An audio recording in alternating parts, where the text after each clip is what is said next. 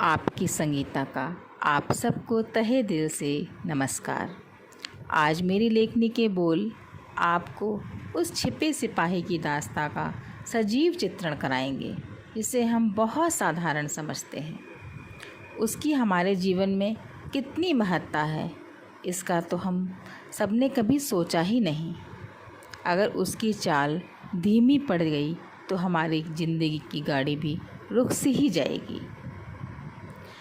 हमारी सुख सुविधाओं का स्टीयरिंग, ब्रेक, एस्केलेटर सब उनके हाथ में है। सच में वो हाईवे पर दौड़ती ट्रकों के ड्राइवर किसी सिपाही से कम नहीं।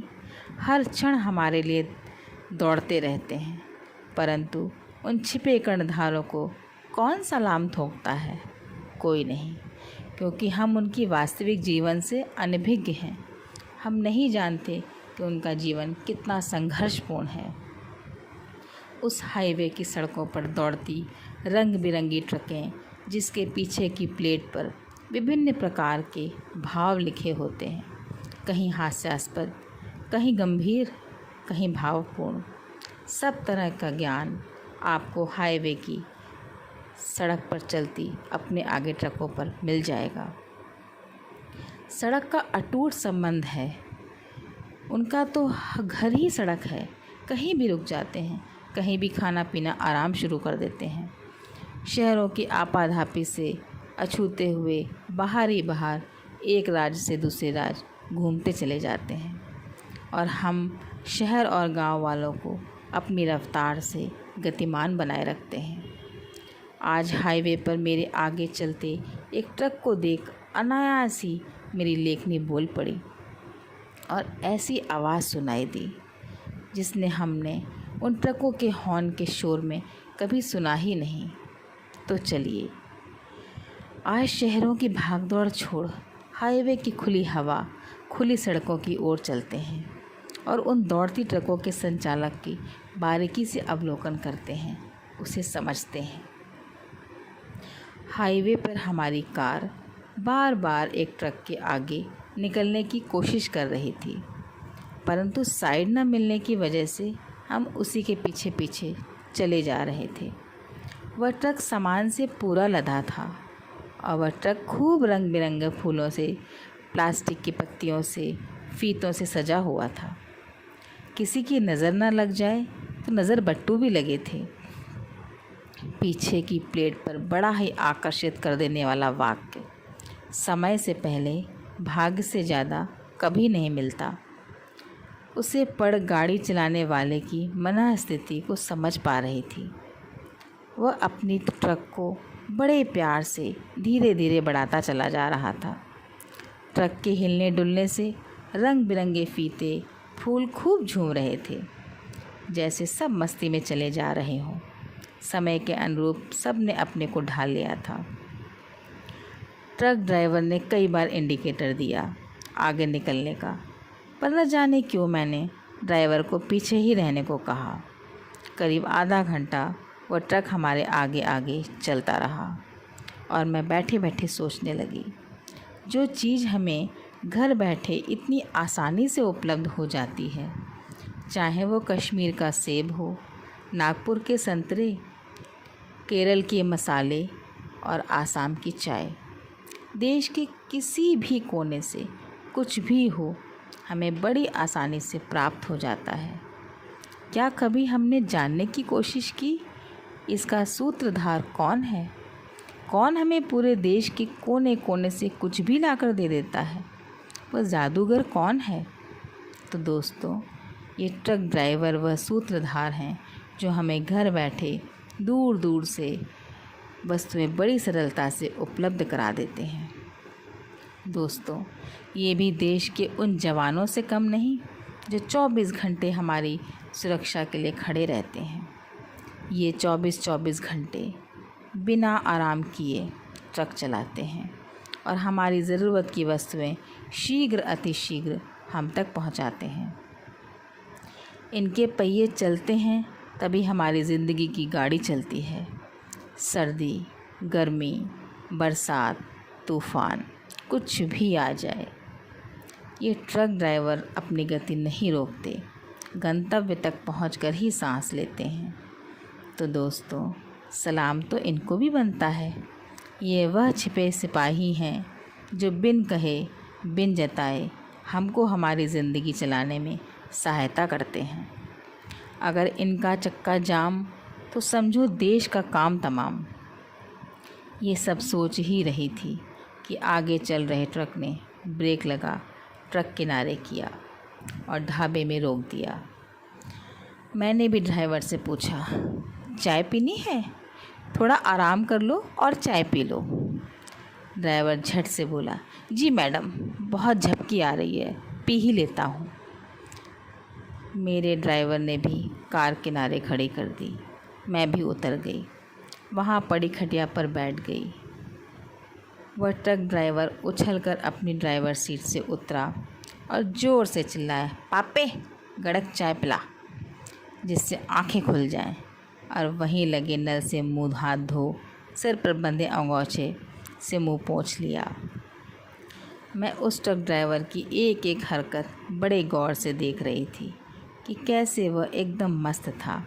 चेहरे पर जरा भी शिकन नहीं थी कि न जाने कितने दिनों से घर वालों से दूर था, पर इन्हीं ढाबे वालों को घर वाला समझ उनके साथ खुशियाँ बांट रहा था।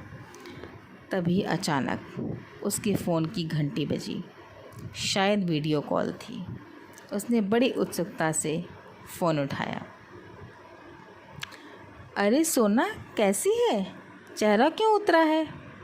शायद उसकी पत्नी उस तरफ थी। कुछ नहीं, आज दर्द बहुत हो रहा है।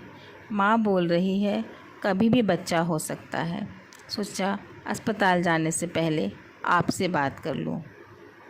ओए सोना, चिंता ना कर, सब काम समय से होगा और अच्छा होगा।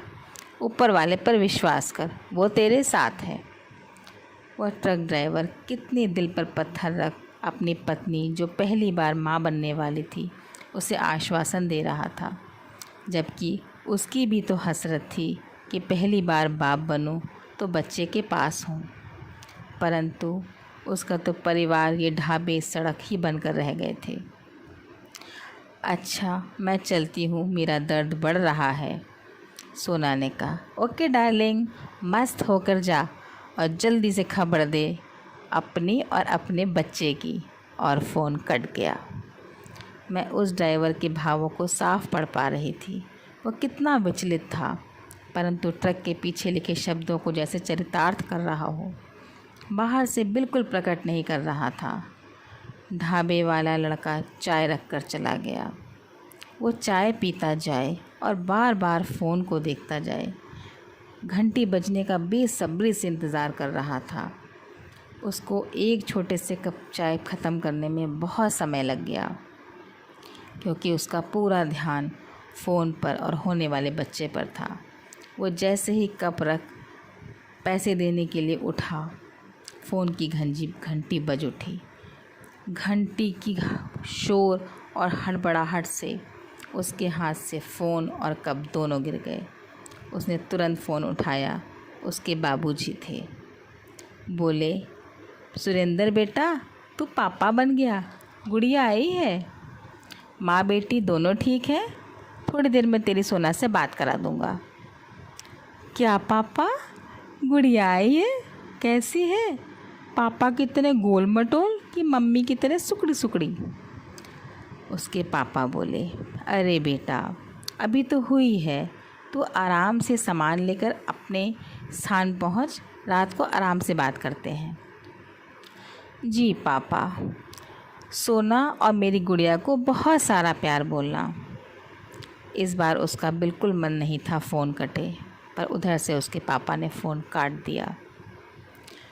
उसने ढाबे वाले को चिल्ला के कहा, ओए पापे, आज मेरी तरफ से सबको खीर खिला।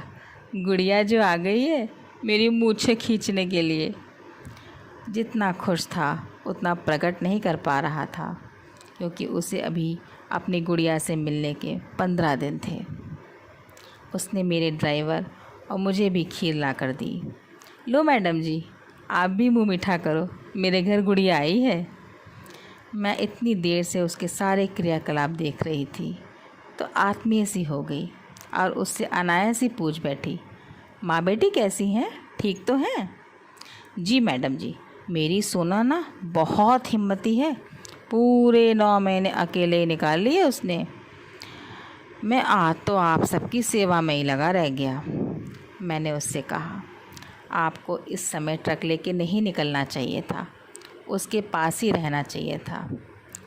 वो बोला बहुत मायूस सा हो, मैडम हम रुक नहीं सकते, भगवान ने हमारे भाग्य में बराबर चलना ही लिखा है। सड़क और हमारा अटूट संबंध है, इसे हम अकेला नहीं छोड़ सकते। और हाँ मैडम, आप सब सुख सुविधा से रहो, इसलिए हम सारी सुविधाएं त्याग दौड़ते रहते हैं। जी तो किया खड़े होकर उसे सलाम करूं कि सच में इन बेचारों के त्याग को कोई नहीं समझता, कोई नहीं भांपता। मैडम उसे भी ड्राइवर बनाऊंगा। मैं चौंक गई। अरे मैडम, ट्रक ड्राइवर नहीं, हवाई जहाज़ का ड्राइवर। उड़ा करेगी ऊपर, जू जू जू मेरी बेटी उड़ाएगी। उसने अंगोछा फिर से बांधा और मुझे नमस्ते किया और ट्रक में उछल कर चढ़ गया। चाबी लगा के घुर घुर की आवाज़ से ट्रक स्टार्ट कर दिया। तभी हवाई अड्डा पास होने के कारण एक हवाई जहाज़ हमारे ऊपर से जू जू करता निकला, जैसे उस ट्रक ड्राइवर की बात पर मोहर लगा रहा हो, और वह ऊपर जाते हवाई जहाज़ को ऐसे देख रहा था मानो उसकी गुड़िया ही उड़ा रही हो। फिर उसकी हॉर्न की आवाज़ आई और वह ट्रक ले निकल पड़ा अपनी गुड़िया से मिलने के लिए। जल्दी जल्दी ट्रक भगाता चला जा रहा था। मुझे भी साइड मिल गई थी। हम भी उसके आगे निकल गए और अपने गंतव्य स्थान पर पहुंच गए। नमस्कार।